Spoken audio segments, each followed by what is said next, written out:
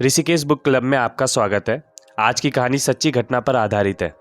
आज हम देखेंगे कैसे एक्ट ऑफ काइंडनेस का दुनिया में क्या इम्पैक्ट हो सकता है। एक बार स्कॉटलैंड में एक गरीब किसान को किसी बच्चे की चीखों की आवाज़ सुनाई देती है। बच्चा चीखता है, चिल्लाता है, बचाओ बचाओ। किसान पास के दलदल में भाग कर जाता है और देखता है कि एक बच्चा दलदल में धंस रहा है। किसान उस बच्चे को जैसे तैसे बचा लेता है। बिना किसान की मदद से वह बच्चा मर जाता।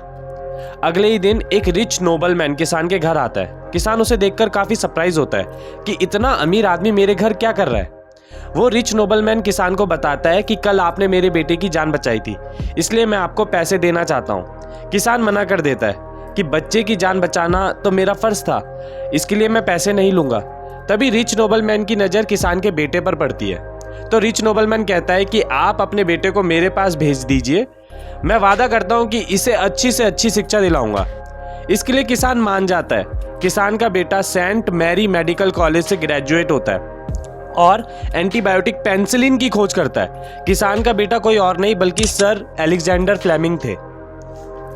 सोचिए, अगर किसान नेकी के बदले पैसे ले लेता तो दुनिया को पेनिसिलिन नहीं मिलती। पर कहानी यहाँ खत्म नहीं होती।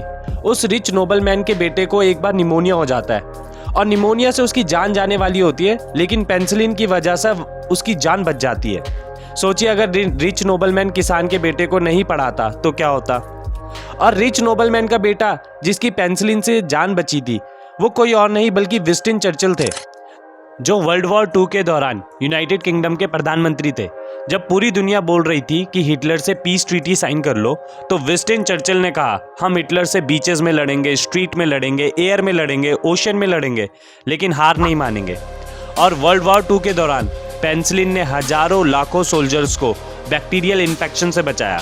इसे वर्ल्ड वॉर 2 के दौरान मिरेकल ड्रग भी कहा गया। तो आपने देखा कैसे एक्ट ऑफ काइंडनेस पूरी दुनिया का इतिहास बदल सकता है। धन्यवाद।